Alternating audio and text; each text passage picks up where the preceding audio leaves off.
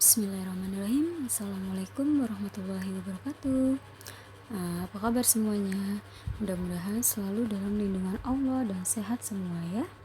Nah, hari ini bertemu lagi dengan Ustazah dengan materi yang sama tentang mengenal pertumbuhan dan perkembangan manusia. Tema 1, subtema 2, kelas 3, pembelajaran ke-6. Nah, sebelum kita memulai, jangan lupa untuk membaca doa terlebih dahulu ya, solihin solihat.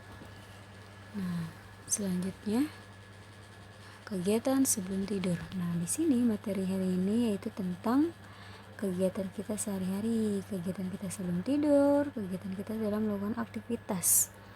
Setiap hari kita melakukan kegiatan, tubuh kita menjadi lelah dan butuh istirahat. Salah satu cara tubuh kita beristirahat adalah tidur. Saat tidur, badan terasa lebih santai dan tidak tegang. Manusia juga mengalami pertumbuhan saat tidur. Oleh karena itu, kita perlu tidur yang cukup untuk kesehatan tubuh kita. Tidur juga tidak boleh terlalu lama karena membuat badan menjadi lemas dan tidak sehat. Nah, ada hal-hal yang dilakukan sebelum tidur, yaitu mencuci kaki, menggosok gigi, dan berdoa. Nah, cara berdoa setiap agama berbeda-beda. Kita harus menghargai perbedaan tersebut ya, soli dan solihat. Nah, nanti akan Ustazah tunjukkan ya. Nah, selanjutnya di sini menceritakan kegiatan sebelum tidur. Nah, setiap malam Rasti makan bersama keluarga, yaitu ayah, ibu Rasti, dan adik laki-lakinya. Mereka makan bersama di ruang makan. Makan bersama sangat menyenangkan. Walaupun menu makannya sederhana, makanan bersama terasa nikmat. Nah, setelah selesai makan, Rasti membantu ibunya membereskan perabotan makanan yang kotor. Rasti membawa semuanya ke dapur untuk dicuci bersama ibunya ya. Selanjutnya, nah, sebelum tidur, ibu membacakan buku untuk Rasti. Selain makan bersama keluarga, Rasti biasa dibacakan buku cerita sebelum tidur. Ayah dan ibu bergantian membacakan buku cerita. Malam ini, ibu membacakan buku cerita. Rasti sangat senang mendengarkan cerita. Rasti berterima kasih kepada ibu.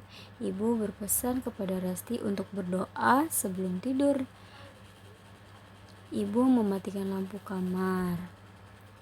Dan selanjutnya di sini, nah di sini kita bisa nih apa aja sih sebelum kita berdoa itu yang kita lakukan. Nah, kita semua adalah makhluk yang lemah. Kita harus selalu memohon pertolongan kepada Tuhan. Caranya dengan berdoa dan bersyukur. Berdoa adalah permohonan kepada Tuhan. Bersyukur adalah berterima kasih kepada Tuhan. Jadi, kita tidak boleh lupa untuk selalu berdoa. Itu tandanya kita bersyukur atas nikmat yang Allah kasih. Seperti apa? Nikmat kita bisa berdiri, nikmat kita bisa makan, bernafas, dan lain-lain ya. Nah, selanjutnya, cara berdoa itu ada 6. Yang pertama, salawat Nabi. Yang kedua, kita berdoa di waktu yang mustajab. Yaitu apa aja nih waktu mustajab? Nah, waktu-waktu mustajab itu ketika azan dan iqomat, ketika kita berbuka puasa. Nah, itu dia ya contoh-contohnya waktu-waktu mustajab. Yang ketiga, mengangkat tangan sambil menghadap kiblat. Nah, ketika kita berdoa, kita harus lihat, kita harus menghadap kiblat. Yang keempat, berkeyakinan bahwa Allah akan mengabulkan. Nah, kalau kita nggak yakin, ya Allah mana mau mengabulkan doa kita. Jadi kita harus yakin terlebih dahulu sebelum kita berdoa. Yang kelima, tidak tergesa-gesa dalam berdoa. Jadi kalau berdoa itu kalian tidak perlu yang namanya buru-buru. Ya, pelan-pelan aja. Ya Allah, sehatkanlah aku dan keluargaku dan teman-temanku, saudara seimanku ya. Seperti itu. Yang keenam, memulai doa dengan memuji Allah. Jadi sebelum doa, kalian harus mencoba untuk memuji Allah seperti apa? Ayo.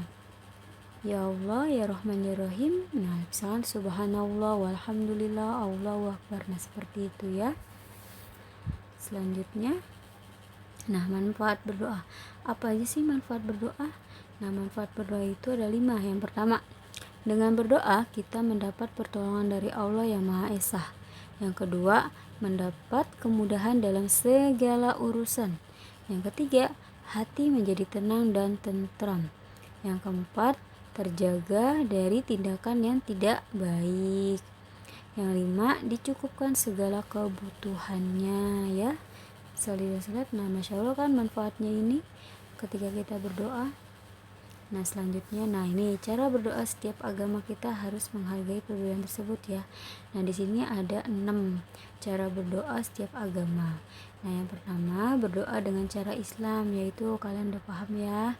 Nah, berdoa dengan cara orang Kristen, berdoa dengan cara orang Katolik, berdoa dengan cara orang Hindu, berdoa dengan cara Buddha, berdoa dengan cara Konghucu. Nah, ini berbeda-beda cara berdoanya ya. Dan kita harus menghargai satu sama lain, tidak boleh mencela atau mempermainkan agama orang lain. Nah, selanjutnya di sini Ayah menyebutkan cara berdoa. Nah, dalam setiap aktivitas kita selalu ada hal-hal yang tidak diinginkan. Nah, misalnya olahraga dapat menyebabkan cedera atau jatuh dari kendaraan. Oleh karena itu, kalian harus berdoa kepada Tuhan agar selalu selamat. Nah, ceritakanlah cara berdoa kalian dalam bentuk tabel seperti berikut yang di samping ya. Nah, kalian jika belum ada buku tematik bisa mengerjakan di buku tulis ya, dan contoh tabelnya seperti yang sudah Ustazah contohkan. Kalau ada buku cetak tematik, buka halaman 117. Jadi kalian tinggal isi. Nah, di sini ada contohnya nih. Waktu berdoa dan cara berdoa. Bangun tidur, doanya apa? Terus tangannya seperti apa? Caranya seperti apa ya? Nah, selanjutnya kesimpulannya. Jadi dari tema pembelajaran pertama sampai pembelajaran ke-6, Ustazah memberikan kesimpulan nih. Jadi begini, manusia mengalami pertumbuhan dan perkembangan dari bayi, anak-anak, remaja, dewasa, dan tua. Manusia mengalami perkembangan kemampuan dari bayi yang hanya menangis hingga dewasa. Gerak merupakan media utama dalam tari. Ingat ya, gerak merupakan media utama dalam tari. Ada tenaga kuat dan tenaga lemah dalam melakukan gerak tari. Nah, kemarin kita sudah mencoba kan gerakan kupu-kupu, dari gerakan kuat dan menjadi gerakan lemah. Nah, selanjutnya, untuk menentukan penjumlahan secara bersusun pendek, jumlahkan dengan cara yang pertama, satuan dengan satuan, puluhan dengan puluhan, ratusan dengan ratusan, ribuan dengan ribuan. Jadi harus dicocokin satu sama lain ya. Nah, tahap perkembangan manusia dapat dibuat dalam permainan berjalan, merangkak, berlari. Kemampuan gerak dasar dibagi menjadi 3, yaitu kemampuan lokomotor, non-lokomotor, dan manipulatif. Nah, ini Ustazah sudah menjelaskan di pembelajaran sebelumnya ya. Nah, selanjutnya itu perbedaan adalah karunia Tuhan. Kita harus saling menghormati dan menghargai perbedaan tersebut. Seperti yang tadi Ustazah jelaskan, ketika orang sedang berdoa, memiliki caranya masing-masing ya. Jadi kita harus menghargai perbedaan tersebut. Nah, makna sila kemanusiaan yang adil dan beradab adalah manusia diakui dan diperlukan sesuai dengan harkat dan martabatnya sebagai makhluk Tuhan yang Maha Esa, yang sama derajat, haknya, dan kewajiban-kewajiban asasinya. Nah, di sini ada gerak hewan dan aktivitas sehari-hari dapat ditirukan dalam sebuah gerakan tari. Contohnya seperti tarian kupu-kupu ya. Nah, makanan sehat adalah makanan yang mengandung gizi seimbang, kaya akan serat, serta mengandung zat yang dibutuhkan untuk pertumbuhan dan perkembangan tubuh. Ya, sobat ingat ya, makanan sehat itu. Nah, di sini Ustazah ada soal latihan akhir subtema 2. Karena kan subtema ini kita sudah habis pembelajaran ke-6, pembelajaran terakhir. Nah, jika kalian memiliki buku paket atau buku cetak, kalian bisa mengerjakan soal latihan halaman 122 sampai 126.